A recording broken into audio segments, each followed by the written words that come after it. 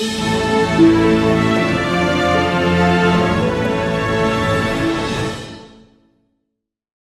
Friends, કિસ્વા carrier એકેડેમીમાં હું આશા પટેલ આપનું હાર્દિક સ્વાગત કરું છું. મિત્રો, આજે આપણે એક મજાના ટૉપિક ઉપર ચર્ચા કરવાના છે. બહુ બધા મિત્રોને એવું છે કે ભાઈ ટેટ ટાટની એક્ઝામ ક્યારે આવશે, ટેટ ટાટની અંદર શું પૂછાય, કેવી રીતે તૈયારી કરવી, કયા ટૉપિકમાં કેવી રીતે જવું છે, કેવી ચર્ચા કરવી છે, એ ખબર જ નથી હોતી. ભાઈ ટેટ ટાટ આપવી છે ખરી, પણ કેટલા વિષયનું કેટલું ભારણ છે, કેવી રીતે પૂછાય છે, કેટલું પૂછાય છે, એની આપણને ખબર હોતી નથી. તો ચાલો આજે આપણે છે ને એના વિશે સરસ મજાની ચર્ચા કરીએ કે ભાઈ ટેટ ટાટની અંદર શું હોય, કેટલા પાર્ટ હોય, કેટલા માર્ક્સનું કયા સબ્જેક્ટમાંથી હોય. બરાબર, આ બધી જ ચર્ચા કરવાની છે. તો ચલો એ બધું જાણવા માટે ફટાફટ વિડીયોને લાઇક કરો, શેર કરો, જેથી બીજા મિત્રો પણ આ વિડીયો અંગે માહિતી મેળવી શકે અને એ પણ એક સારા વેમાં તૈયારી કરી શકે. ઓકે, તો ચલો આજે આપણે જઈએ. એક મજાનો ટોપિક છે શિક્ષણ અભિયોગ્યતા, જેમાં બાળ મનોવિજ્ઞાન અને શિક્ષણના સિદ્ધાંતોની આપણે ચર્ચા કરીશું. ઓકે, ચલો બાળ મનોવિજ્ઞાનની અંદર શું, પહેલાં તો આપણને ખબર હોવી જોઈએ કે ભાઈ આપણે ટેટ ટાટ આપવાની છે. નવી પદ્ધતિથી આપવાની છે, જૂની પદ્ધતિથી આવશે, ક્યારે આવશે, આ બધા જ પ્રશ્નો આપણા મનમાં હોય છે. એવું જ છે ને? અરે યાર, ટેટ આવશે પણ એ પહેલાં તમે પૂર્વ તૈયારી કરી તો દો. તમારે જે તૈયારીનો ટાઈમ આપવાનો છે એ આપી તો દો. બરાબર, પછી એક વખત એવી તલવારબાજી શીખી જાઓ ને પછી મેદાનમાં જેવા ઉતરીએ ને એવી જ સફળતા આપણા હાથમાં હોય એવી રીતે તૈયારી કરવાની છે.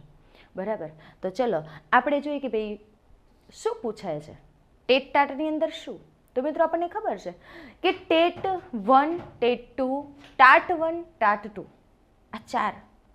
આ ચારની અંદર આપણે શું કરીશું તો ટેટ 1 આવે છે. એ ટેટ 1ની અંદર કોણ આપી શકે? તો જે મિત્રોએ પીટીસી કરેલું છે એ મિત્રો ટેટ 1 આપી શકે છે. જેમને પીટીસી કર્યું છે પ્લસ બીએ પૂરું કર્યું છે કે બીએસસી પૂરું કર્યું છે, એટલે કે બેચલર ડિગ્રી જેમને મેળવેલી છે, બીએડ કર્યું છે, સ્નાતક થયા છે, એ મિત્રો 6 થી 8ની ટેટ 2 આપી શકે. ટીઈટી ટેટ 2 આપી શકે. ટાટ 1 કે જેમને બીએડ કર્યું છે, કોલેજ પૂર્ણ કર્યા પછી બીએડ કર્યું છે, એ વિદ્યાર્થીઓ ટાટ 1 આપી શકે. ટાટ 2 બીએડ કર્યું છે પ્લસ તમે સ્નાતક અને અનુસ્નાતક થયા છો, એ વિષયની અંદર તમે ટાટ 2 આપી શકો છો. બરાબર, આ તો થઈ કોણ આપી શકે એની વાત. પણ કેટલા માર્ક્સનું પેપર હોય? તો મિત્રો જ્યારે આપણે વાત કરતા હોઈએ કે ભાઈ ટેટ 1 છે, ટીઈટી ટેટ 1 અને ટીઈટી ટેટ 2, આ બંનેની અંદર પેપર કેટલા માર્ક્સનું હોય છે? તો 150 માર્ક્સનું હોય છે, 150 ગુણનું. જ્યારે ટાટ છે ટીએટી, એની અંદર પેપર કેટલા ગુણનું હોય છે? તો ટાટ 1 છે એની અંદર 200 ગુણનું પેપર હોય છે, જ્યારે ટીએટી ટાટ 2 એની અંદર પણ પેપર 200 ગુણનું હોય છે. બરાબર, હવે એક પ્રશ્ન એ છે કે ભાઈ પરીક્ષા કઈ પદ્ધતિથી લેવાશે? ત્રિસ્તરીય લેવાશે, જૂની પદ્ધતિથી લેવાશે કે નવી પદ્ધતિથી લેવાશે? તો એ જે રીતે લેવાશે એ રીતે, પણ આપણે તૈયારી તો કરવી પડશે ને. પેપરની અંદર જે આ જૂની પદ્ધતિથી જોઈએ તો આપણને આટલો રેશિયો આપેલો છે લેવલનો. બરાબર, તો એની અંદર આપણે બાળ મનોવિજ્ઞાન, અહીંયા મેં લખ્યું છે કે ભાઈ શિક્ષણની ફિલસૂફી, કેળવણીના હેતુઓ, કેળવણીના સ્વરૂપો, આ બધું તો તમે જોઈ લીધું. બરાબર, પણ એની અંદર બાળ મનોવિજ્ઞાનનો ટોપિક આવે છે. એ બાળ મનોવિજ્ઞાન એટલે શું? શિક્ષણના સિદ્ધાંતો એટલે શું? આપણે એક ટીચર બનવા જઈ રહ્યા છીએ. એટલે આપણને ખબર હોવી જોઈએ કે ભાઈ આપણે કેવી રીતે બાળકને હેન્ડલિંગ કરવાનું છે, કેવી રીતે આપણે બાળક સાથે કેવો વ્યવહાર કરવાનો છે, એ બહુ જરૂરી છે. ઓકે, તો અહીંયા એની અંદર જે કેળવણી મનોવિજ્ઞાન પૂછાય છે, બાળ મનોવિજ્ઞાન જેને કહીએ છીએ, ટેટ 1 અને ટેટ 2ની અંદર જૂની પદ્ધતિ પ્રમાણે 25 ગુણનું પૂછાતું. બરાબર, 2 પાર્ટ આવતા. 2 પાર્ટની અંદર 25 ગુણનું. એક પાર્ટમાં મનોવિજ્ઞાન છે, બાળ મનોવિજ્ઞાન છે.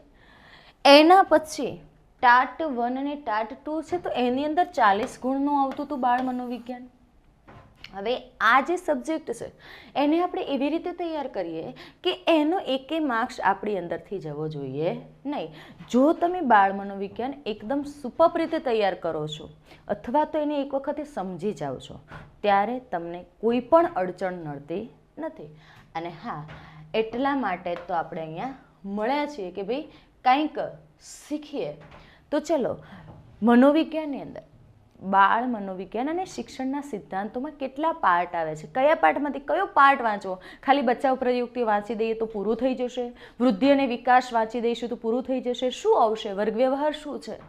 તો એના માટે આપણે અહીંયા જોઈએ કે મિત્રો કેળવણીના પ્રશ્નો 3 પાર્ટની અંદર આપણને બાળ મનોવિજ્ઞાન પૂછાય. પહેલો પાર્ટ છે શિક્ષણની ફિલસૂફી. શિક્ષણની ફિલસૂફીની અંદર શું હોય? તો શિક્ષણની ફિલસૂફીની અંદર કેળવણી હોય, કેળવણીના હેતુઓ. હવે આ કેળવણીના જે હેતુઓ છે આપણે એની અંદર જે ભણવાનું થાય એ કેળવણીના અર્થ હોય કે કેળવણીનો અર્થ, કેળવણીનો અર્થ એની અંદર કેળવણીની વ્યાખ્યા કોણે આપી, કેળવણીની પરિભાષા શું છે, કેળવણીના કેટલા અર્થ છે? તો કેળવણીના 3 અર્થ મળે છે: શાબ્દિક અર્થ, સંકુચિત અર્થ અને વ્યાપક અર્થ. આ 3 અર્થ આપણને કેળવણીના મળે. કેળવણીની વ્યાખ્યા શું? કેળવે તે કેળવણી. તાલીમ, કેળવણી એટલે તાલીમ, શિક્ષણ, એજ્યુકેશન, આ બધા શબ્દો વપરાય છે. એને સંસ્કૃતમાં શું કહે છે, અંગ્રેજીમાં શું કહે છે? અંગ્રેજી શબ્દ કઈ ભાષાના શબ્દ ઉપરથી એજ્યુકેશન શબ્દ ઉતરી આવ્યો છે? તો એજ્યુકેટ શબ્દ ઉપરથી એજ્યુકેશન શબ્દ આવ્યો છે ને એનો મતલબ થાય છે કે કંઈક ખીલવું, અંદર પડેલી સુસુપ્ત જે શક્તિઓ છે એને બહાર લાવી, એને ખીલવવી, એને તાલીમ આપવી, એવો એનો અર્થ થાય છે. બરાબર? એટલે એ કેળવણીનો અર્થ જોયા પછી એની અંદર જે કેળવણીના હેતુઓ છે, કેળવણીના 3 હેતુ આપણને મળે છે: સામાજિક હેતુ, વ્યક્તિગત હેતુ અને વિશિષ્ટ હેતુ. એના પછી બીજો જે પાર્ટ આવશે કેળવણીના સ્વરૂપો. કેળવણીના સ્વરૂપો તમે એટલું ખબર છે કે ભાઈ ઔપચારિક શિક્ષણ, અનૌપચારિક શિક્ષણ, અવૈધિક, નિરંતર, દૂરવર્તી શિક્ષણ એટલે શું? તો ઔપચારિક શિક્ષણ એટલે શું? તો આપણને જે શાળા કોલેજોમાં મળે છે જે શિક્ષણ એ ઔપચારિક છે. એમાં સમય સીમિત છે, અમુક ઉંમર સુધી જ તમે શિક્ષણ મેળવી શકો છો. બરાબર? ડિગ્રીવાળું શિક્ષણ કહી શકાય ઔપચારિક શિક્ષણ, આપણી ભાષામાં પુસ્તકિયું જ્ઞાન. બરાબર? એના પછી છે અનૌપચારિક શિક્ષણ. અનૌપચારિક શિક્ષણ એટલે શું? તો અનૌપચારિક જે આપણને ક્લાસરૂમ સિવાય બીજા બધા પાસેથી, સમાજ પાસેથી, વડીલો પાસેથી, મિત્રો પાસેથી, ઘરના વાતાવરણમાંથી કંઈક ને કંઈક મળે છે, એ અનૌપચારિક શિક્ષણ. જેમ કે આપણે કંઈક બીજા માધ્યમથી કંઈક બીજું પુસ્તક વાંચીએ છીએ ને એમાંથી કંઈ આપણને ગમી જાય છે, અથવા તો આપણે ક્યાંક પ્રવાસ ગયા છે, શૈક્ષણિક પ્રવાસ ગયા છે અને ક્યાંક એ વર્ણન વાંચેલું છે, આજે પ્રવાસ કરીએ છીએ તો એ વર્ણન આપણને એવું એટલું, ચલો આપણે એમ કહીએ કે ભાઈ અમદાવાદ ગાંધી આશ્રમ વિશે તો બહુ વાંચ્યું ગાંધીજી વિશે, પણ જ્યારે આપણે ગાંધી આશ્રમની મુલાકાત લઈએ છીએ ત્યારે એ જે શિક્ષણ મળે છે ને એને આપણે અનૌપચારિક શિક્ષણ કહીએ છીએ. એટલે કે કહી શકાય કે શૈક્ષણિક પ્રવાસ દ્વારા કે આપણા આસપાસના વાતાવરણ દ્વારા જેની પાસેથી જે શીખવા મળે છે એને આપણે અનૌપચારિક શિક્ષણ કહીએ છીએ. અવૈધિક શિક્ષણ, ટાઈમ લિમિટ નથી ભાઈ. બરાબર? તમે ગમે ત્યારે મેળવી શકો છો, ઉંમર ભણવાની ક્યારેય કોઈ ઉંમર નથી. નિરંતર શિક્ષણ, એની અંદર પણ કોઈ ઉંમર નથી, તમે ગમે ત્યારે. આપણે એટલે જ તો કહીએ છીએ કે શિક્ષક આજીવન વિદ્યાર્થી છે, કાંઈક ને કાંઈક શીખતા રહીએ. એવું નથી કે ભાઈ ચલો તમે કોઈ કંપનીમાં જોબ કરવાની શરૂઆત કરી તો એ કંપનીમાં એના રૂલ્સ અલગ છે, એમાં તમારે કયું કામ કરવાનું છે તો એ કામ તમારે શીખવું જ પડે છે. શીખવા માટે તાલીમ લેવી પડે છે, તો એ નિરંતર શિક્ષણ છે. દૂરવર્તી શિક્ષણ જેમ કે તમે અત્યારે મેળવો છો, બરાબર, ઓનલાઈનના માધ્યમથી જે શિક્ષણ મેળવે છે એને દૂરવર્તી શિક્ષણ કહેવાય છે. ટેકનોલોજીના કારણે કે જેમ કે ટીવી માધ્યમની અંદર આવતું હોય, અત્યારે તો મોબાઈલની અંદર સરસ મજાની સુવિધા આપી દીધી છે, બરાબર, કે જે કોરોના સમયની અંદર આપણે મોબાઈલમાં બધા શીખ્યા જ છીએ, તો એ દૂરવર્તી શિક્ષણ છે. તો એ શેમાં આવશે? કેળવણીના સ્વરૂપોની અંદર. બીજો એક ટોપિક છે એની અંદર જ શિક્ષણ ફિલસૂફીમાં કે શિક્ષણની વિચારધારાઓ. આદર્શવાદ, પ્રકૃતિવાદ અને વ્યવહારવાદ. આદર્શવાદ, વ્યક્તિને આદર્શવાદ કોણ બનાવે છે? તો ઔપચારિક શિક્ષણ દ્વારા જેને શિક્ષણ મળે છે ને, આઈડિયાલિઝમ, કંઈક નવીન શીખે છે. પ્રકૃતિવાદ, પ્રકૃતિવાદને નિસર્ગવાદ પણ કહેવાય છે કે પ્રકૃતિના માધ્યમથી કંઈક શીખો છો તમે. વ્યવહારવાદ, આસપાસના વાતાવરણમાંથી, તમે વ્યવહારિક વાતાવરણ સમાજમાંથી શીખો છો, એ બધી વાત શેમાં આવશે? વ્યવહારવાદની અંદર આવશે. ઓકે, ચલો, તો આ વાત હતી શિક્ષણની ફિલસૂફી. એના પછી જે બીજો ટોપિક આવશે, મેં કીધું ને કે 3 પાર્ટની અંદર બાળ મનોવિજ્ઞાન અને શિક્ષણના સિદ્ધાંતો વિકસિત છે. એની અંદર જે બીજો પાર્ટ છે કે શૈક્ષણિક મનોવિજ્ઞાન. આપણે જે વૃદ્ધિ અને વિકાસની વાત કરીએ, વૃદ્ધિ એટલે શું, વિકાસ એટલે શું? તો બાળક જ્યારે સ્કૂલમાં જાય છે, બાળકની ઉંમર પ્રમાણે એનો માનસિક વિકાસ, શારીરિક વિકાસ, એની વૃદ્ધિ એ થતી હોય છે. એની વાત વૃદ્ધિ અને વિકાસની અંદર આવશે. તરુણાવસ્થા, મિત્રો તરુણાવસ્થામાં 2 પાર્ટ છે, પૂર્વ તરુણાવસ્થા અને ઉત્તર તરુણાવસ્થા. પૂર્વ તરુણાવસ્થાની અંદર કેટલો સમયગાળો છે? તો 12 થી 15 વર્ષ સુધીના બાળકો એની અંદર આવે.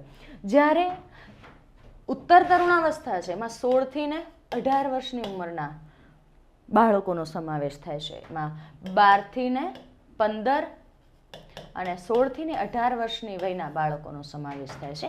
શેમાં? તરુણાવસ્થાની અંદર. ઓકે, તો તરુણાવસ્થાની અંદર બાળકનો શારીરિક વિકાસ પણ થાય છે, માનસિક વિકાસ પણ થાય છે. એનો અભ્યાસ એની અંદર કરવાનો છે કે ભાઈ બાળકની અંદર કઈ કઈ ક્ષમતાઓ, કઈ કઈ આખી એની વિચારધારા કેવી રીતે બદલાય છે, એનામાં શું ફરક આવવાનો, શારીરિક અને માનસિક રીતે એની વિચારધારામાં કેવો ફરક આવે છે, એ આપણે શૈક્ષણિક મનોવિજ્ઞાનના તરુણાવસ્થાના અભ્યાસ દ્વારા જાણી શકીએ છીએ. શૈક્ષણિક મનોવિજ્ઞાનની પદ્ધતિઓ. અવલોકન પદ્ધતિ. શૈક્ષણિક મનોવિજ્ઞાન, મનોવિજ્ઞાન એટલે મનનો અભ્યાસ કરતું જે વિજ્ઞાન છે. વાણીનો, વર્તનનો, એમ કહી શકાય કે સર્વાંગી વિકાસનો જે અભ્યાસ કરે છે ને એને આપણે મનોવિજ્ઞાન કહીએ છીએ. મનનો અભ્યાસ કરતું, ચિંતન કરતું, જે આપણું વિચારધારા છે એ વિચારધારાનો અભ્યાસ કરતું જે વિજ્ઞાન છે એને આપણે મનોવિજ્ઞાન કહીએ છીએ. શૈક્ષણિક મનોવિજ્ઞાનની પદ્ધતિઓ. આ શૈક્ષણિક મનોવિજ્ઞાનની પદ્ધતિની અંદર આવશે અવલોકન પદ્ધતિ. એનો અભ્યાસ આપણે એમાં કરવાનો છે. બીજી છે મુલાકાત પદ્ધતિ.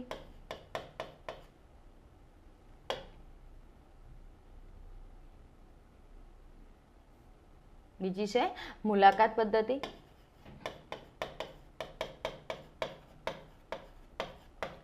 ત્રીજી આપણને મળે છે સામાજિકતા મિતિ પદ્ધતિ.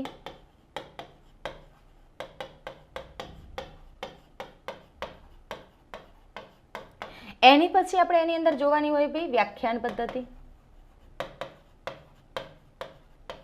બરાબર, તો આ બધી જે પદ્ધતિઓ છે એ પદ્ધતિઓનો અભ્યાસ આપણે શેમાં કરવાનો છે? શૈક્ષણિક મનોવિજ્ઞાનની પદ્ધતિઓની અંદર કરવાનો છે. એના પછી આવે છે કે નવો ટોપિક વૈયક્તિક ભિન્નતા. વૈયક્તિક ભિન્નતા એટલે શું? તો વૈયક્તિક ભિન્નતા 3 પ્રકારની છે. વૈયક્તિક કયા 3 પાર્ટ? એક છે શારીરિક, માનસિક અને જાતીય. 3 પ્રકારે વૈયક્તિક ભિન્નતા આપણને જોવા મળે. શારીરિક ભિન્નતા એટલે શું? તો શરીર છે, એનું જે શરીર છે એમાં કદ છે, ઊંચાઈ છે, આ બધું એની અંદર જોવા મળે છે. જાતીય, સ્ત્રી છે, પુરુષ છે, તો એના અલગ ફેરફારો છે, એની અંદર ભિન્નતા જોવા મળે છે. એની માનસિક ભિન્નતા, તો એના જે વિચારો છે, એની શેમાં રસ છે, એની લાગણી શું છે, તો એ બધું આપણને શેમાં જોવા મળે છે ભાઈ? વૈયક્તિક ભિન્નતાઓની અંદર આપણને જોવા મળે છે. એની કાર્ય કરવાની ક્ષમતા કેવી છે, એનો સ્વભાવ કેવો છે, એના વિચારો કેવા છે, એની શેમાં રસ છે, એ બધું આપણને વૈયક્તિક ભિન્નતાઓની અંદર જોવા મળે છે. એના પછી વાત કરીએ આપણે અધ્યયન. અધ્યયન એટલે શું? તો કદાચ તમે ભણી ગયા છો અધ્યયનની અંદર કે પ્રશિષ્ટ અભિસંધાન. અભિસંધાનની વાત છે. પ્રશિષ્ટ અભિસંધાન, એને આપણે શાસ્ત્રીય અભિસંધાન પણ કહીએ છીએ. શાસ્ત્રીય અભિસંધાન.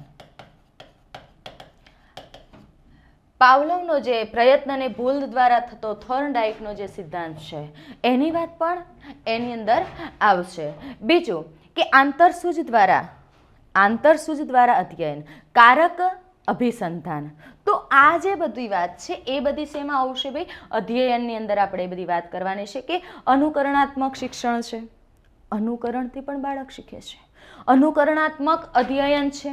શાબ્દિક શિક્ષણ કે ફક્ત શબ્દો દ્વારા મળતું શિક્ષણ છે, શાબ્દિક શિક્ષણ, એ આ ટોપિકની અંદર આવી શકે.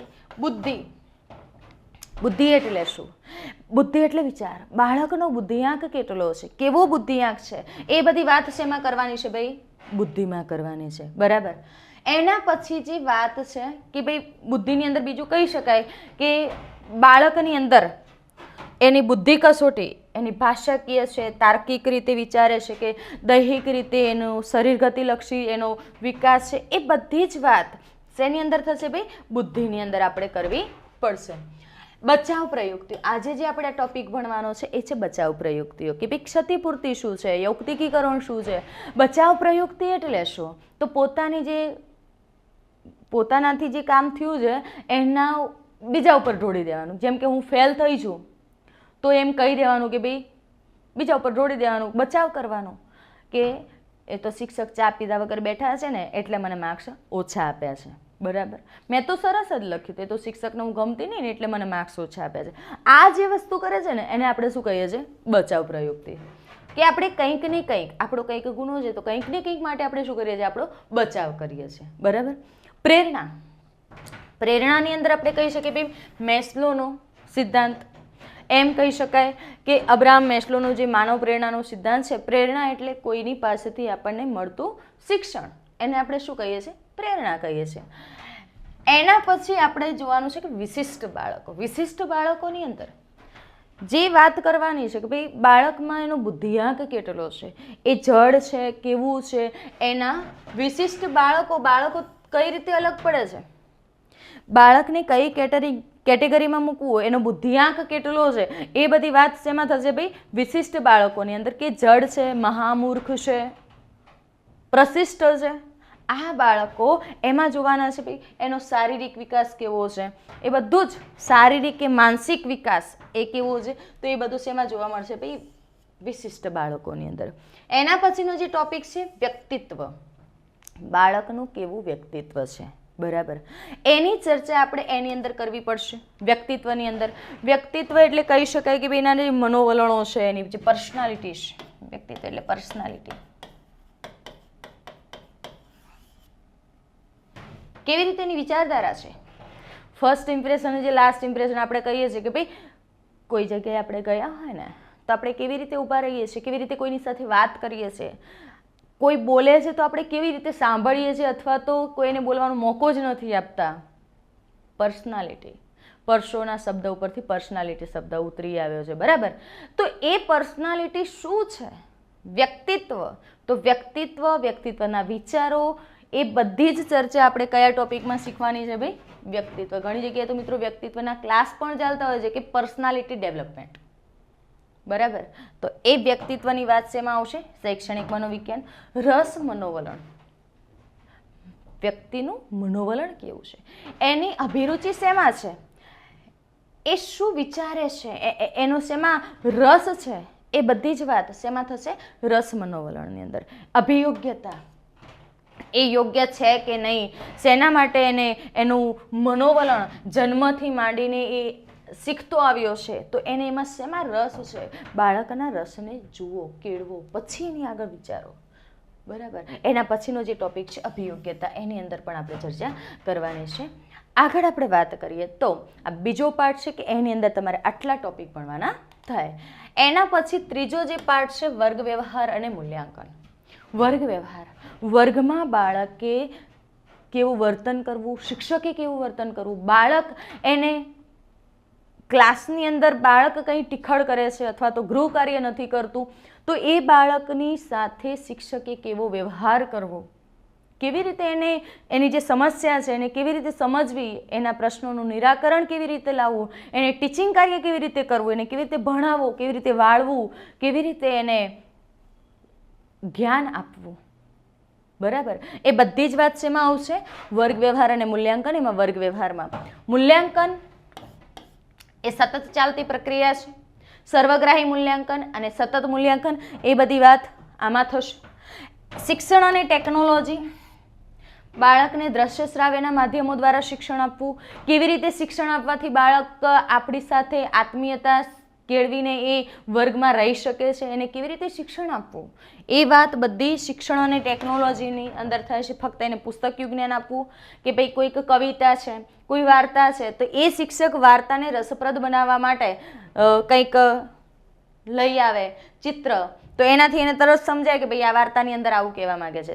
તરસો કાગડોની વાર્તા હોય તો કુંજો ને આ બધા ડાયાગ્રામ દોરેલા હોય, ચિત્રો દોરેલા હોય, અથવા તો કોઈ શિક્ષકની વાર્તા કહેતા હોય તો એ ટીવી ઉપર બતાવે છે, બરાબર ને? તો એના માધ્યમે શિક્ષણ અને ટેકનોલોજીના કારણે પણ બાળક શીખી શકે છે, એનો વર્ગ વ્યવહાર સુધરે છે, એ બધી વાત આની અંદર કરવાની છે. ક્રિયાત્મક સંશોધન. ક્રિયાત્મક સંશોધન એટલે શું? તો એની અંદર જે સમસ્યા છે, કઈ સમસ્યા છે, સમસ્યા કેવી રીતે ઉદ્ભવી છે, સમસ્યાનો હલ શું છે, એ બધી જ વાત શેમાં આવશે? એની ઉત્કલ્પનાઓ, સમસ્યા થવાનું કારણ શું, એના તારણો શું છે, એના પરિણામો શું છે, એ બધી જ વાત શેમાં આવશે? ક્રિયાત્મક સંશોધનની અંદર કરવાના રહેશે. ઓકે, તો આ 3 ટોપિકની અંદર તમારું આખું બાળ મનોવિજ્ઞાન આવી જાય છે. હવે રેડી છો ને? આગળ એક મજાના ટોપિક વિશે આપણે ચર્ચા કરીએ. ચલો, આજે આપણે જે ટોપિક શીખવાનો છે, તમને બધાને ગમતો એવો મજાનો ટોપિક છે બચાવ પ્રયુક્તિ. બચાવ પ્રયુક્તિ એટલે શું? કે વ્યક્તિ કોઈ કારણસર પોતાનો શું કરે છે? ભાઈ બચાવ કરે છે. ડર છે એને, એટલે બીજા સામે સારા દેખાવાનો પ્રયાસ કરે છે, બચવાનો પ્રયત્ન કરે છે ટૂંકમાં, કે ભાઈ મારાથી એમ કહું કે મારાથી આ વસ્તુ તૂટી ગઈ, આ વસ્તુ તૂટી ગઈ તો હું એમ કહું કે ભાઈ આ વસ્તુ એને મજા નહોતી આવતી, એમાં કંઈ સાર હતો નહીં, એને તોડી નાખી, બરાબર? તો આ વસ્તુ એની અંદર પ્રયોજાય છે કે ભાઈ કેમ તૂટી ગઈ, કારણ નથી આપતો. એ તો મહેનત તોડી હોય, એ તો તૂટવા આવી હતી, પડી ગઈ ને એટલે તૂટી ગઈ, એ તો તકલાદી જ હતી, કંપનીની નહોતી, એટલે બચવાનો પ્રયત્ન કરે છે. એટલે એને શું કહે છે? બચાવ પ્રયુક્તિ. કે કોઈને કંઈ કારણસર પોતાનું બચાવ શોધી લેવું. પરીક્ષામાં નાપાસ થઈએ તો શું કહીએ? ભાઈ એ તો એને સાહેબ જ એવા છે, એ તો વિષય જ એવો છે, એવા પ્રશ્નો કાઢ્યા હતા ને સિલેબસ બહારના જ હતા. હવે ટેટ ટાટની એક્ઝામ ચલો આપણે આપીએ છીએ, નેક્સ્ટ ટાઈમ આપવાની છે, તો આપણે શું કહીશું? કદાચ ફેલ થઈએ તો બધું બહારનું પૂછાયું હતું, વોંચ્યું ને એમાંથી તો એક પણ શબ્દ ના આવ્યો. તે બચાવ પ્રયુક્તિ છે. એના માટે આપણે ઘણી વખતે કેવું કે બોસ આપણને ધમકાવતા હોય કે બોસે આપણા ઉપર ગુસ્સો ઉતાર્યો, આપણે જઈને આપણા બાળકો ઉપર ગુસ્સો ઉતારીએ. આ બધી બચાવ પ્રયુક્તિ છે, બચવાનો આપણે પ્રયત્ન કરીએ છીએ. તો આ બચાવ પ્રયુક્તિઓ કોણે આપી? તો ડૉક્ટર સિગમન્ડ ફ્રોઈડે 1959ની અંદર એની સંકલ્પના રજૂ કરી. આ છે ડૉક્ટર સિગમન્ડ ફ્રોઈડ. સિગમન્ડ ફ્રોઈડ એ 3 પાર્ટની અંદર બચાવ પ્રયુક્તિ અને 3 પાર્ટની અંદર વિભાજિત કરે છે. માણસના મનની અંદર 3 ચેતન મન છે, અર્ધચેતન મન છે અને સુષુપ્ત મન છે, અર્ધજાગૃત. આ બધી વાત એની અંદર કરે છે. ચેતન મન કે 3 પાર્ટ, કે ચેતન મન એટલે કે તમે જાગૃત અવસ્થામાં છો, એ એકદમ સુપર કામ કરે છે, એને આપણે ચેતન મન કહીએ છીએ. અર્ધજાગૃત કે જે સપાટી ઉપરનું મન છે, અડધું આમ, અને જે સાવ નિમ્ન કક્ષાનું સુષુપ્ત અવસ્થાનું જે મન છે, કે હા આપણું કશી જ ખબર નથી પડતી, આપણે ઊંઘમાં રાચીએ છીએ, દિવા સ્વપ્નમાં રાચીએ કે આ તો આમ કરી દેત ને આમ કરત ને હું આમ કરત ને, આ બધું જે મન છે. આ માટે તમારે ગીજુભાઈ બધેકાનું જે પુસ્તક છે ને દિવા સ્વપ્ન, એક વખતે વાંચવું જરૂરી છે. આ સિગમન્ડ ફ્રોઈડ બચાવ પ્રયુક્તિઓની સંકલ્પના 1959માં કરે છે. બચાવ પ્રયુક્તિ એટલે શું? તો બચાવ પ્રયુક્તિ એટલે ચૌહાણ નામના જે બાળ મનોવૈજ્ઞાનિક છે એ કહે છે કે ભાઈ વ્યક્તિ હતાશામાંથી બચવા માટે, શેમાંથી બચવા માટે? હતાશામાંથી બચવા માટે જે મનોવૈજ્ઞાનિક પ્રયુક્તિઓ જે છે એનો આશ્રય લેશે. હતાશામાંથી બચવા માટે કંઈક થઈ ગયું છે તો એમાંથી બચાવ કરવા માટે, એને એક પક્ષ શોધી લેવા માટે એ શું કરે છે? મનોવૈજ્ઞાનિક દ્રષ્ટિકોણથી એક પ્રયુક્તિનો આશ્રય લે છે. આ જ પ્રયુક્તિને શું કહેવાય છે ભાઈ? બચાવ પ્રયુક્તિ. એવું કોણે કહ્યું? ચૌહાણ નામના બાળ મનોવૈજ્ઞાનિકે કીધું, બરાબર? તો એને અનુકૂલન પ્રયુક્તિ પણ કહેવામાં આવે છે કે આપણે આપણા માટે બચાવ શોધી લીધો, આપણે આપણા માટે બચાવ શોધી લીધો, કંઈક કારણસર આપણું કંઈક કામ નથી થતું તો કે તો એવું જ હતું યાર, ટાઈમ જ નહોતો, બરાબર? આ બધી વાત આપણે બચાવ સુધી લઈએ છીએ. જેમ કે શાક બનાવતા હોઈએ, આપણે લેડીઝ છે, સબ્જી બનાવતા હોઈએ અને સબ્જીમાં સહેજ મરચું વધારે પડી જાય તો આપણે કહીએ કે મરચું તીખું જતું, સાલું મરચું તીખું જતું, મેં તો નાખ્યું હતું માપનું પણ નવું પેકેટ તોડ્યું ને એટલે એ તીખું છે ને મને ખબર નહોતી. એટલે આપણે શું કર્યું, તેમાંથી બચવાનો પ્રયાસ કર્યો. બરાબર, તો એને બચાવ પ્રયુક્તિ કહેવાય. એને આપણે અનુકૂલન પ્રયુક્તિ પણ કહીએ છીએ. અનુકૂલન લઈ લીધું, આપણે અનુકૂલન જાળવી લીધું. અહીંયા બીજી વ્યાખ્યા છે કે ભાઈ વ્યક્તિ પોતાની નિષ્ફળતાઓને ઢાંકવા માટે, વ્યક્તિ પોતાની નિષ્ફળતાને ઢાંકવા માટે, અહમ ન ઘવાય એ માટે પરોક્ષ પ્રયુક્તિનો પ્રયોગ કરે છે. અહમ, ઈડ, ઈગો, બહુ ડેન્જરસ શબ્દો છે. ઈગો હર્ટ થયો અને એ ઈગો હર્ટ ના થાય એના માટે આપણે પરોક્ષ પ્રયુક્તિનો ઉપયોગ કરીએ છીએ. બીજી કંઈક પ્રયુક્તિ શોધી કાઢીએ છીએ. એને શું કહેવાય છે ભાઈ? બચાવ પ્રયુક્તિ કહે છે. ઈગો હર્ટ ન થવો જોઈએ આપણો. જે આપણો અહમ છે ને, કોઈ કે મને આવું કીધું એ મને કેમ કહી જાય છે, સ્વમાન ગવાતું હોય ને એવું લાગે, એટલે એ બચવાનો પ્રયાસ કરે. એને શું કહે છે? બચાવ પ્રયુક્તિ કહેવાય છે. તો મિત્રો આવી જે બચાવ પ્રયુક્તિઓ છે, અહીંયા જુઓ, આને બોચીમાંથી પકડીને ઊંચો કરે છે, જુઓ, એટલે આ બચવા માટે પ્રયાસ કરવાનો છે. હવે આ એને મારે છે, બોચીમથી ઊંચો કરે છે. હવે આને વાલી આવશે તો આને ઠોકશે ત્યારે શું કહે છે? એ તો એ મને આમ બોલ્યો હતો ને એટલે મેં એને ઊંચો કર્યો તો, મારો વાંકંત હતો આંટી. એને બચાવ પ્રયુક્તિ કહેવાય. બરાબર, તમે આવું જ કર્યું હશે સ્કૂલમાં, બહુ મજા કરી હશે ભાઈ. બી એક મજાની પ્રયુક્તિ વિશે હવે આપણે વાત કરીએ છીએ. બચાવ પ્રયુક્તિ એટલે શું? તો ચૌહાણ નામના મનોવૈજ્ઞાનિકની આપણે વ્યાખ્યા જોઈ. એના પછી આપણે જોઈએ કે બચાવ પ્રયુક્તિ તાદાત્મય. પહેલી છે તાદાત્મય. તાદાત્મય કોને કહીશું? તાદાત્મય એટલે શું? કશી જ વાત કહું, કાંઈ કરવાનું છે નહીં. તાદાત્મયની અંદર હું કોઈ ફિલ્મ જોઉં છું અક્ષય કુમારની, બરાબર, એની અંદરની જે હિરોઈન છે ને એ મને બહુ જ ગમે છે. એ હિરોઈન ગમે છે, પેલો હીરો હિરોઈનને બચાવવા માટે ગુંડાને મારે છે. એટલે આપણે જ્યાં સામે ફિલ્મ જોતા હોય ને ત્યારે આપણને જેવું લાગે કે ભાઈ મેં જ ઓલા ગુંડાને મારે, હું જ તે અક્ષય કુમાર છું. એવી જે પ્રયુક્તિ છે ને એને તાદાત્મ્ય કહેવાય. કે એની અંદર, એ હીરોને અંદર આપણને જોઈએ છે. એ જ છે આપણી તાદાત્મ્ય પ્રયુક્તિ. જેમ કે સચિન તેંડુલકર ક્રિકેટ રમે છે અને સદી મારી, અને એ સદી મારે છે એમાં આપણે આખા ગામમાં ફટાકડા ફોડીએ છીએ ભાઈ, તો એ છે તાદાત્મ્ય.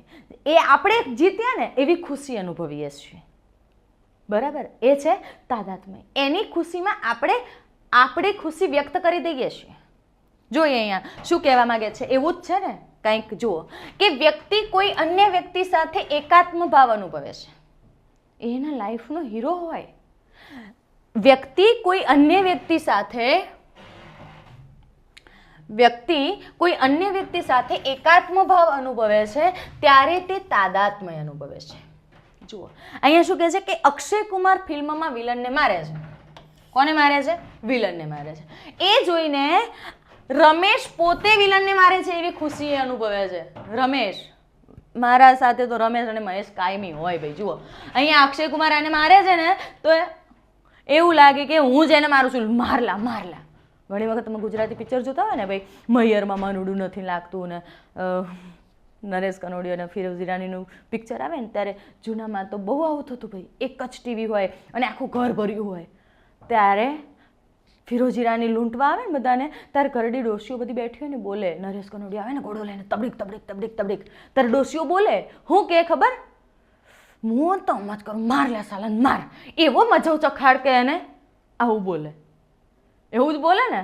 હા, તો આ છે તાદાત્મ્ય. એટલે એ નરેશ કનોડિયાની અંદર પોતાને જુએ છે, એક્ટરની અંદર પોતાને જુએ છે ને, એ પોતે જ ફિરોઝ ઈરાનીને મારે છે ને એવો એ ભાવ અનુભવે છે. માટે એને શું કહે છે? તાદાત્મ્ય કહેવાય છે. અહીંયા જુઓ કે ભાઈ બીજું દ્રષ્ટાંત છે કે મહેન્દ્રસિંહ ધોનીએ સદી ફટકારી, તે સંદર્ભમાં વ્યક્તિ ફટાકડા ફોડે છે.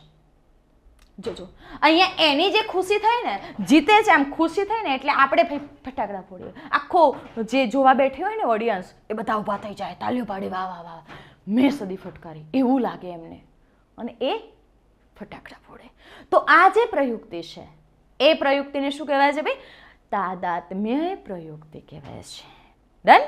ચલો હવે ભૂલાશે નહીં ભૂલાય. બીજી પ્રયુક્તિ છે મજાની, આક્રમકતા. આક્રમકતા એટલે શું? કહી શકાય આક્રમકતા એટલે કે ભાઈ મેળામાં મનગમતી કોઈ વસ્તુ લેવાની હતી, પપ્પાએ લઈ આપી નહીં એટલે છે ને આપણે ઘેર આવીને એમની સાથે બોલીએ નહીં, બીજી કંઈક વસ્તુ તોડ નાખીએ, ફોડ નાખીએ, એને આક્રમકતા કહેવાય. શિક્ષક આપણને કંઈક બોલ્યા, ચલો ક્લાસમાં હતા અને સાહેબે આપણને ધમકાવી નાખ્યા. હવે એ આપણને ધમકાવે છે તો આપણે શું કરીશું?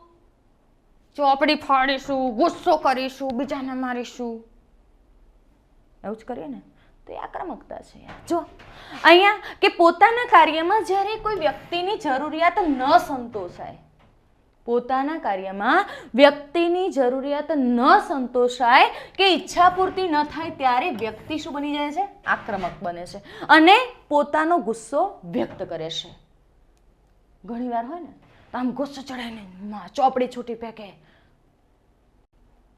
આમ કામ ના થયું ને એટલે ભાઈ ગુસ્સો કરે, વસ્તુ ફેંકી નાખે ને કંઈક વસ્તુ તોડી નાખે ને આવું કરે ને એને આક્રમકતા કહેવાય. બરાબર?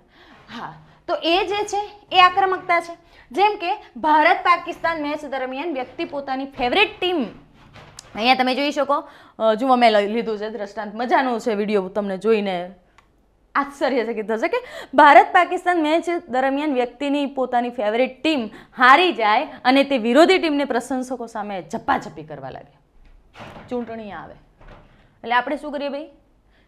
ગામની અંદર ચૂંટણી હોય અને આપણે એક પક્ષમાં ઊભા રહ્યા હોઈએ કે ભાઈ મારો ભાઈબંધ ઊભો છે, સરપંચની ચૂંટણી છે, મારો ભાઈબંધ આ પક્ષમાં ઊભો છે, હું એ પક્ષમાં ઊભો રહું, પ્રચાર કરું, ભાઈબંધ હારી જાય છે, હવે સામે બીજો પક્ષ છે એની સામે આપણે ઝપાઝપી કરવા જઈએ, એની સાથે કજિયો કરવા જઈએ, તો એ આક્રમકતા છે.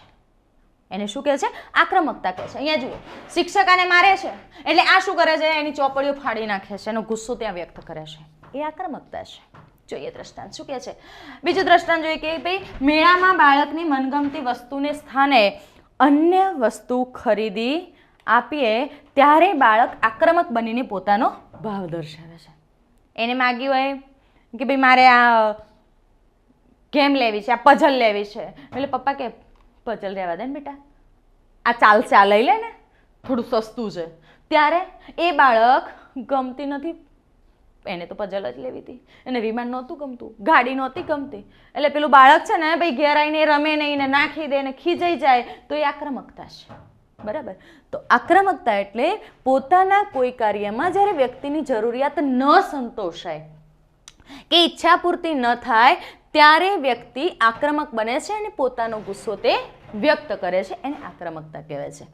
આગળની પ્રયુક્તિ છે સ્થાનાંતર. બહુ મજાની પ્રયુક્તિ છે. અરે આપણે બધા એરામાંથી પસાર થઈએ છીએ ને. ઘેરથી વાઈફે આપણા ઉપર ગુસ્સો કર્યો હોય સર ઉપર, એટલે સર આવે ને, ઓલીએ કંઈક મંગાવ્યું હોય ને સર ગુસ્સો કરે, પછી એ ગુસ્સો હોય ને એટલે પત્ની ઉપર તો ન ઉતારી શકે, બોલી જ ન શકે, એટલે પછી શું કરે? સ્કૂલમાં 2-4 છોકરાઓને ટીપી નાખે, એવું જ કરે ને. તો એ છે સ્થાનાંતર. પત્નીનો ગુસ્સો ક્યાં ઉતાર્યો? સ્કૂલમાં બાળકો ઉપર. તો એ સ્થાનાંતર છે. શું કહે છે સ્થાનાંતરમાં? જ્યારે કોઈ વ્યક્તિ પોતાની સામે પોતાનો આક્રમક ભાવ પ્રગટ કરી શકતી નથી, જ્યારે કોઈ વ્યક્તિ કોઈની સામે પોતાનો આક્રમક ભાવ પ્રગટ ના કરી શકે ને ત્યારે તે પોતાનો આક્રમક ભાવ અન્ય વ્યક્તિ તરફ વાળી દે, આ પ્રયુક્તિને સ્થાનાંતર પ્રયુક્તિ કહેવાય. સીધી જ વસ્તુ છે. સ્ટાફમાં, ઓફિસમાં સિનિયર ઓફિસર છે એ જુનિયર ઓફિસર્સને કોઈ કામ અર્થે ખખડાવે છે, આખા દિવસનું ટોર્ચરિંગ છે, એટલે પેલા સિનિયર ઓફિસરનો ગુસ્સો એને તો કંઈ કહી ન શકાય, એટલે એ ગુસ્સો ક્યાં આવીને ઉતારશે? ઘેર ઉપર, બાળકો ઉપર. જો અહીંયા બોસે ધમકાયા, અહીંયા ધમકાવે છે, ક્યાં બોસ ધમકાવે છે? સામે બે ગયા ચૂપચાપ, બિચારા કાંઈ બોલી નથી શકતા. તો હવે એ ઘેર આવીને શું કરશે? બાળકને ધમકાવે છે, સાલા ગુસ્સો કરે, હું આવું તાર બેસી જવાનું, શાંતિથી બોલવાનું નહીં, આવો જે ગુસ્સો કરે છે એને સ્થાનાંતર કહેવાય છે. કોનો ગુસ્સો હતો ભાઈ? બોસનો ગુસ્સો હતો ને એ બાળક ઉપર નીકળી ગયો, તો એ છે સ્થાનાંતર. આગળ વાત કરીએ ક્ષતિપૂર્તિ. ક્ષતિપૂર્તિ કોને કહેવાય? કે કોઈ એક ક્ષેત્રની નિષ્ફળતા કે ખામી પૂરી કરવા વ્યક્તિ આ બચાવ પ્રયુક્તિનો ઉપયોગ કરે. કોઈ એક ક્ષેત્રની નિષ્ફળતા. હવે મિત્રો ક્ષતિપૂર્તિ છે ને બે રીતે થાય. ક્ષતિપૂર્તિ, જે ભૂલ થઈ છે ને એ સુધારવાની, જે ભૂલ થઈ છે, જે ક્ષતિ રહી ગઈ છે એ ક્ષતિને પૂરી કરવાની. એક છે ક્ષતિપૂર્તિ બે પ્રકારોમાં, કે ભાઈ પ્રત્યક્ષ ક્ષતિપૂર્તિ છે ને પરોક્ષ ક્ષતિપૂર્તિ છે. પ્રત્યક્ષ એટલે શું? તો પ્રત્યક્ષ એટલે પોતાની ખામીને પૂરી કરવા પોતે જ કંઈક બીજી પ્રવૃત્તિ કરીને આગળ વધે. પોતાની ખામીને પૂરી કરવા, જેમ કે ભણવામાં હોશિયાર નથી, પણ સંગીતમાં સારો એવો રસ છે, તો કોઈ એક વાદ્ય વગાડતા શીખે છે, કોઈ ગાતા શીખી જાય છે અને પછી એ આગળના સ્ટેજે પહોંચી જાય છે, સારો સંગીત કલાકાર બની જાય છે, તો એ ક્ષતિપૂર્તિ છે. પ્રત્યક્ષ ક્ષતિપૂર્તિ છે.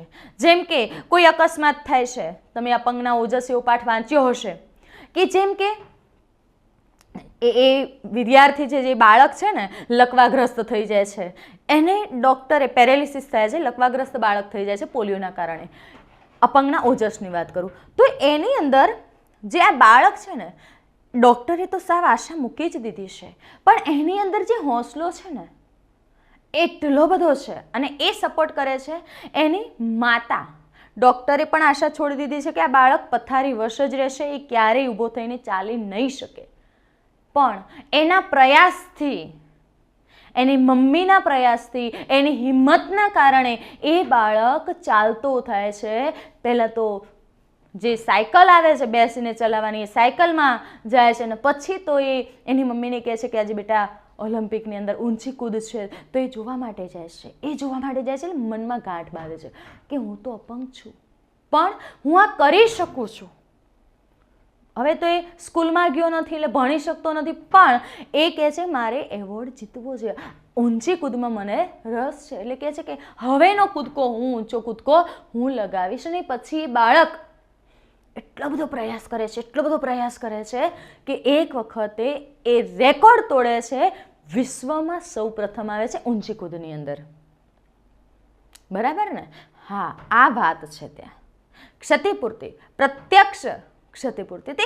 એ જે વસ્તુ છે કે ભાઈ અહીંયા તમે જોઈ શકો કે જુઓ આને પગ નથી પણ હિંમત હારે છે ના, પગ કપાઈ ગયા છે એટલે નહીં, પણ હવે એ ભૂલ સુધારે છે. કેવી રીતે ભાઈ? કે ભાઈ અલગ પગ નખાવીને, નકલી પગ નખાવીને એ દોડે છે ને પછી એ જીતે છે. ક્ષતિપૂર્તિ છે. જો અહીંયા તમે જોઈ શકો છો કે પંગ છે છતાંય ફૂટબોલ રમે છે. બરાબર, અહીંયા એ પણ જો ફૂટબોલ રમે છે એ જ વ્યક્તિ છે અને જીતે છે, માટે એને ક્ષતિપૂર્તિ કહે છે. આ પ્રત્યક્ષ ક્ષતિપૂર્તિ છે. જ્યારે પરોક્ષ ક્ષતિપૂર્તિ એટલે શું? તો પોતાની જે ખામી છે ને એ અન્ય વ્યક્તિ દ્વારા પૂરી કરવાનો પ્રયત્ન કરે. જેમ કે મારે ડૉક્ટર બનવું હતું, હું ડૉક્ટર ન બની શકી, તો એ જ હું શું કરીશ? મારા બાળકને ડૉક્ટર બનાવવા માટે પ્રયાસ કરીશ અને મારું જ બાળક ડૉક્ટર બનશે ત્યારે મને એમ થશે કે એ હું જ ડૉક્ટર બનીશું. બરાબર ને?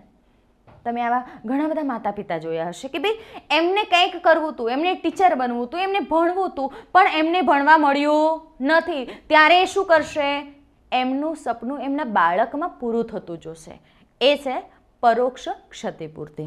ઓકે, તો ક્ષતિપૂર્તિની વાત આપણે પૂર્ણ કરીએ છીએ. હવે અહીંયા જોઈએ આગળની પ્રયુક્તિ છે યૌક્તિકીકરણ. યૌક્તિકીકરણ એટલે શું?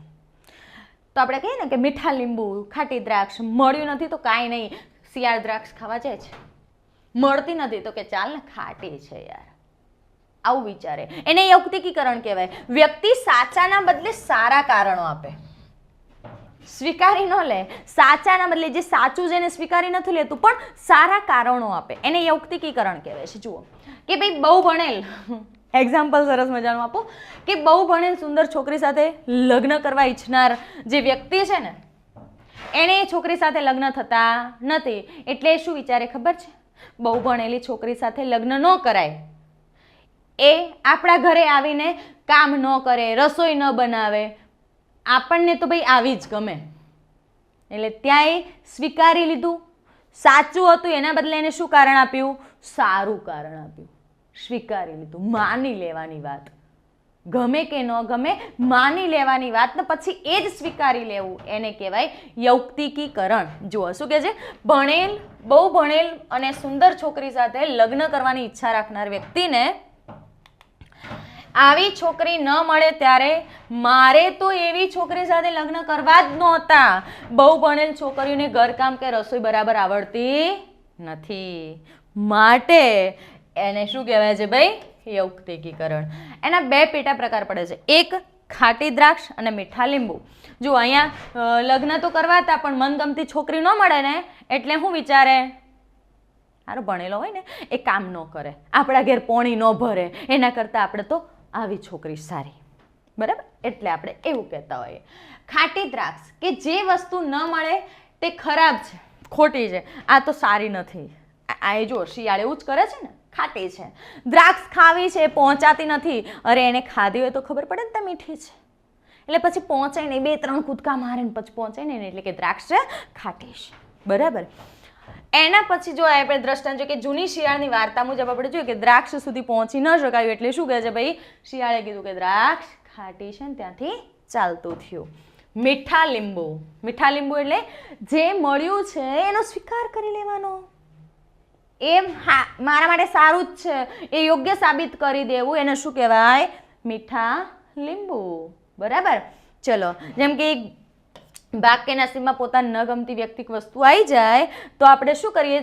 ત્યારે જે મળ્યું એને અન્ય વ્યક્તિઓ કરતાં આગળ સાબિત કરવાનો પ્રયાસ કરે. આના કરતાં તો આ સારું છે. હવે જે છોકરી સાથે લગ્ન કરવાના હતા એ ન મળી એટલે પછી શું કે?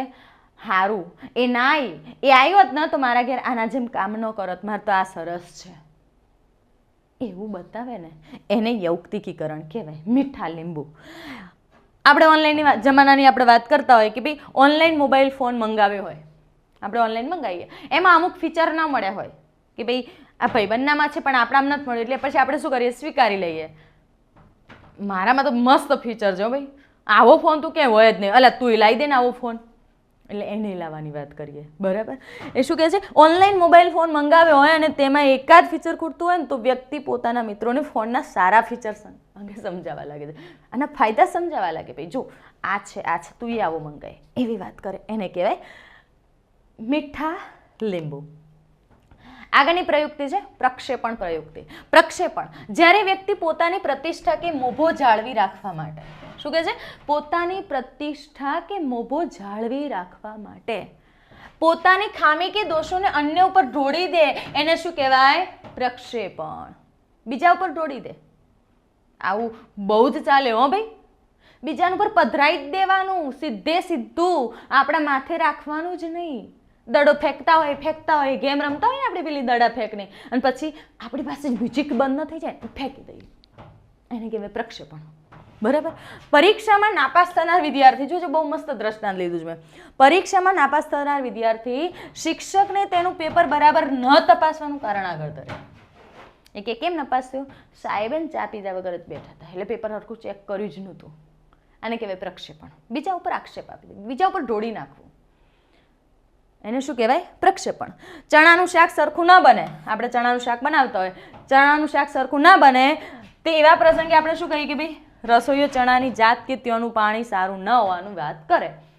પ્રવાસ ફરવા ગયા હોય ને પછી દાળ બાળ ચડી ન હોય એટલે આપણે શું કહીએ કે ભાઈ એનું પાણી ખરાબ છે, એટલે આપણે ઢોળ નાખ્યું પાણી ઉપર. રાજસ્થાન બાજુ ફરવા જઈએ, કેમ અલા એ લોકોને એમની દાળ ચડે છે ને આપણી દાળ નહીં ચડે?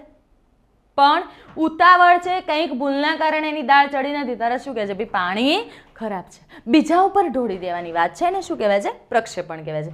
એ જ રીતે આપણે ઘરમાં રસોઈ બનાવતો ભાઈ કે શાક બનાવીએ છીએ, વધારે તીખું થઈ જાય ત્યારે શું કહીએ? મરચો જ વધારે તીખો હતો, લીલો. શું કહે છે?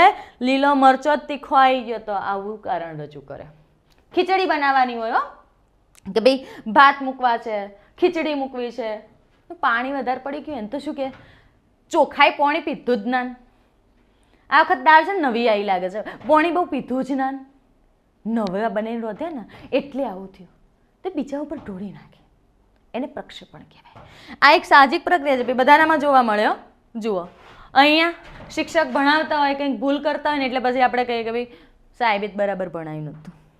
અહીંયા જુઓ આ પ્રક્ષેપણ રડે જ, કંઈ આવડતું નથી એટલે. દિવા સ્વપ્ન કોને કહેવાય? કે વ્યક્તિ દિવસ દરમિયાન ખુલ્લી આંખે જે સ્વપ્ન જોઈએ છે ને એને દિવા સ્વપ્ન કહેવાય. ખુલ્લી આંખે દિવસે જોયેલું જે સ્વપ્ન છે, ખુલ્લી આંખે જે જોયેલું સ્વપ્ન છે એના દિવા સ્વપ્ન કહેવાય.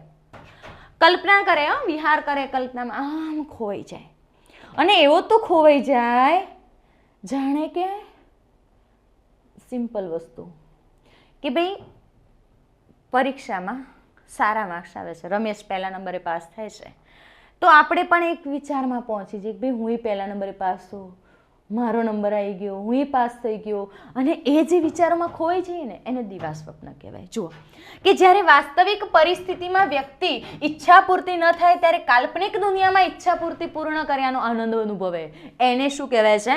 દિવા સ્વપ્ન. અહીંયા જોઈ શકો, જુઓ આ દિવા સ્વપ્નમાં એટલા બધા ખોવાઈ ગયા છે, એનો વર્ગ, બીનો વર્ગ, સીનો વર્ગ બધું જ એમને આવડી ગયું છે. અહીં જુઓ આ બી વિચારોમાં પડી ગયા છે ફરતા, હે ને?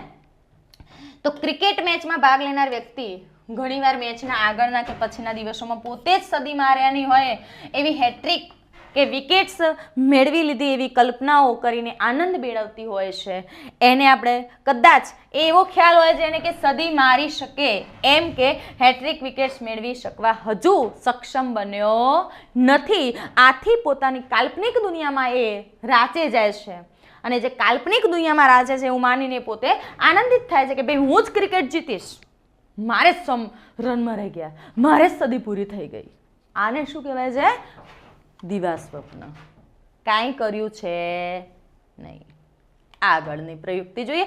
અહીંયા મજાની વાત છે, જો મેં મસ્ત દ્રષ્ટાંત લીધું છે કે જેઠાલાલ બબીતાને જોઈને શું કહે છે? જેઠાલાલ બબીતાને જોઈને પોતાની કાલ્પનિક દુનિયામાં ખોવાઈ જાય. આ રીતે પોતાની કલ્પનાના પસંદગીના પાત્રને મળ્યાનો એ આનંદ અનુભવે. જુઓ આ જોઈ તમે, વાસ્તવિકતા છે નહીં, પણ જેઠાલાલ બબીતાને જોઈને એવી રીતે ગુમ થઈ ગયા કે જાણે બબીતા સાથે જ ફરતા હોય. પણ આ તો કલ્પના છે, નહીંતર દયા બેસવા દે ખરી એમને? નો બેહવા દેલા. પસંદગીના પાત્રને મળ્યાનો આનંદ અનુભવે છે. ઘણીવાર આવા દિવા સ્વપ્ન વ્યક્તિની સર્જનાત્મક પ્રવૃત્તિને વેગ આપવાનું કારણ કરે છે, કામ કરે છે. જુઓ સર્જનાત્મક પ્રવૃત્તિને વેગ આપે છે, તેની માનસિક સ્થિતિને વધુ હકારાત્મક બનાવીને કોઈ કાર્ય કરવા માટે એને પ્રેરણા પણ આપી શકે, કોઈ સારું કામ કરવા માટે એને પ્રેરણા પણ આપી શકે. જો કે આ પ્રયુક્તિનો અતિરેક ક્યારેક વ્યક્તિના માનસિક સ્વાસ્થ્યને ઘણું મોટું નુકસાન પહોંચાડી શકે છે. આ બહુ મહત્વનું છે ભાઈ. એના પછીની જે પ્રયુક્તિ છે અલિપ્તતા, કે કેટલીક વાર વ્યક્તિ વાસ્તવિક પરિસ્થિતિનો સામનો કરવાને બદલે, વાસ્તવિક પરિસ્થિતિ છે એ પરિસ્થિતિનો સામનો કરવાને બદલે પરિસ્થિતિથી બચવા સારું તેનાથી દૂર થઈ જાય છે, અથવા તો થવાનો માનસિક રીતે શારીરિક પ્રયત્ન કરે છે. તેને શું કહેવાય છે? અલિપ્તતા કહેવાય છે. વાસ્તવિક પરિસ્થિતિનો સામનો કરવાના બદલે એ પરિસ્થિતિથી બચવા માંગે, એને શું કહેવાય છે? અલિપ્તતા. પરિસ્થિતિથી તેને કાંઈ અસર જ નથી એવો ભાવ દર્શાવે. ઘણા બધા આવી વ્યક્તિ હોય કે બધું જ થઈ ગયું ને તોય પોતે એમ વિચારે કે મને તો કંઈ છે જ નહીં, મને તો કોઈ પ્રશ્ન છે જ નહીં. બરાબર, તો યાર પ્રશ્ન છેનો છે? તું દુર્ભાગ્ય છે એનો. કોઈ સામે પૈસા માગતું હોય ને ત્યારે એમ કે ભાઈ મને ફાઇનાન્સ માગતું હોય, બરાબર, 2-5 લાખ રૂપિયા માગતા હોય, એમ પછી શું કે આમ તો હું આપી દઉં પણ મારે આની સાથે આ છે ને, મને ફાઇનાન્શિયલ કોઈ પ્રશ્ન નથી પણ આની સાથે ઝઘડો છે ને એટલે હું હાલ તને નહીં આપી શકું. અલિપ્તતા, બચવાનો પ્રયાસ કરે. વાસ્તવિક પરિસ્થિતિનો સામનો કરવાના બદલે એક એવો સંજોગ ઊભો કરે છે, બચાવ પ્રયુક્તિ ઊભી કરે છે કે ભાઈ આ બધું સોલ્વ થઈ જશે પછી હું તને આપી જ દઈશ, મારે ફાઇનાન્શિયલ કોઈ પ્રોબ્લેમ છે નહીં. આવી વાત કરે એને કહેવાય અલિપ્તતા. બરાબર. વ્યક્તિને જ્યારે એમ લાગે કે પરિસ્થિતિને પોતાને અનુરૂપ નથી ત્યારે તે પલાયન વૃત્તિનો પણ ઉપયોગ કરે. નાહી જાય, 2-5 લાખ રૂપિયા આપવા ન પડે ને એટલે નાહી જાય, પછી કહે છે તો નાહી ગયો. એટલે આપવા ના પડે ને એટલે તો કહેતો તો ફાઇનાન્શિયલ કોઈ પ્રોબ્લેમ છે નહીં તો કેમ નાસી જાય છે? બરાબર, એ પલાયન વૃત્તિ છે. વક્તૃત્વ સ્પર્ધામાં સીધી રીતે જુઓ. હવે અહીંયા આપણે બાળકનું દ્રષ્ટાંત લઈએ, મેં તમને હમણાં મોટાનું દ્રષ્ટાંત આપ્યું જેમ આપણી રીતે કે ભાઈ વક્તૃત્વ સ્પર્ધામાં પોતે બોલી શકે નહીં એવા ભયથી ભાગ ન લેવો એને અલિપ્તતા કહેવાય. વક્તૃત્વ સ્પર્ધામાં પોતે બોલી નહીં શકે, હું તો સારું નહીં બોલી શકું, આપણે તો પગ ધરું છે, આપણે તો સ્ટેજ ઉપર ચડીએ જ નહીં ને, એટલે એ શું કહે છે? આજ તો શાળાએ જવું જ નહીં, બહુ ડર લાગે વક્તૃત્વ સ્પર્ધાનો, જાય જ નહીં સ્કૂલે, એન દિવસે રજા, એન દિવસે કે મને તાવ આવવાનો છે, સામેથી કહી દે, એને કહેવાય અલિપ્તતા. શાળામાં ફરજિયાત મંચને લગતી કોઈ પ્રવૃત્તિ કરવાની જોઈએ. અહીંયા નાના બાળકો ટેણિયા ભજવે છે, તો મંચને લગતી કોઈ પ્રવૃત્તિ કરવાની હોય ને, તો એ પ્રવૃત્તિમાં ભાગ લેવાનો હોય તો એ દિવસે રજા રાખે. મન તો તાવ આવ્યો સાહેબ, મન તો તાવ આવ્યો, આવી વાત કરે ત્યારે એને શું કહેવાય? અલિપ્તતા. એના પછીની પ્રયુક્તિ છે ઉર્ધ્વીકરણ. વ્યક્તિ જ્યારે સામાજિક કે ભૌતિક દ્રષ્ટિએ અસ્વીકાર્ય વૃત્તિઓને સહજ રીતે સંતોષી ન શકે. સામાજિક કે ભૌતિક દ્રષ્ટિએ અસ્વીકાર્ય વૃત્તિ છે એને સહજ રીતે સંતોષી ન શકે ને, તે સમાજ માન્ય રીતે સંતોષવાનો પરોક્ષ કે આડકતરી રીતે પ્રયાસ કરે એને ઉર્ધ્વીકરણ કહેવાય. ઉર્ધ્વીકરણ કહેવાય. જુઓ કે સામાજિક કે ભૌતિક દ્રષ્ટિએ અસ્વીકાર્ય છે, સહજ રીતે સંતોષી ન શકે પણ સમાજ માન્ય રીતે સંતોષવાનો પરોક્ષ કે આડકતરી રીતે પ્રયાસ કરે એને શું કહેવાય છે? ઉર્ધ્વીકરણ કહેવાય છે. જેમ કે કોઈ વ્યક્તિ દાદાગીરીનો ગુણ ધરાવતી હોય, સ્વાભાવિક છે બધામાં હોય, બાળકોમાં હોય, દાદાગીરીનો ગુણ ધરાવતી હોય, તે સમાજમાં અસ્વીકૃત છે. પણ જો એવી જ વ્યક્તિને લીડરશિપ આપી દેવામાં આવે ને, તો ભવિષ્યમાં વ્યક્તિ સારો લીડર પણ બની શકે. આ છે ઉર્ધ્વીકરણ. બરાબર, કે અગત્યના નિર્ણય લેવામાં પણ ઝડપ રાખે છે. પ્રેમમાં નિષ્ફળ વ્યક્તિ ક્યારેક સારો કવિ બની શકે. સારો કવિ બની શકે. પ્રેમમાં નિષ્ફળ, બહુ બધા ગીતો જોયા ને તમે. હા, વર્ગના સૌથી વધુ તોફાની વિદ્યાર્થીને ક્લાસનું જો તમે મોનિટર બનાવી દો ને, બાકી જુઓ પછી ક્લાસનું મોનિટરિંગ કેવી રીતે કરે છે, એ છે ઉર્ધ્વીકરણ. અહીંયા તમે જોઈ શકો, તોફાની છોકરો છે, પછી એને મોનિટર બનાવી દઈએ, એને આ લીડરશિપ આપી દઈએ આ રીતે, તો પછી ક્લાસમાં કોઈ વાંધો આવે નહીં. તો એને કહેવાય ઉર્ધ્વીકરણ. તો મિત્રો, આ હતી આપણી બચાવ પ્રયુક્તિઓ. બચાવ પ્રયુક્તિના માધ્યમે આપણને ઘણું બધું શીખવા મળ્યું છે. યસ, આપણને ટેટ ટાટની એક્ઝામની તૈયારી કેવી રીતે કરવી, કેવું પૂછાશે, અને એક ટોપિક વિશે આપણે ચર્ચા પણ કરીએ છીએ. તો મિત્રો, મળીએ નવા ટોપિક સાથે, નવી ચર્ચાઓ સાથે. ત્યાં સુધી આપ જો ચેનલમાં નવા હોય તો ચેનલને લાઈક કરો, સબસ્ક્રાઈબ કરો અને વિડીયોને શેર કરો, જેથી બીજા મિત્રો પણ આના અંગે માહિતી મેળવી શકે. Okay, thank you.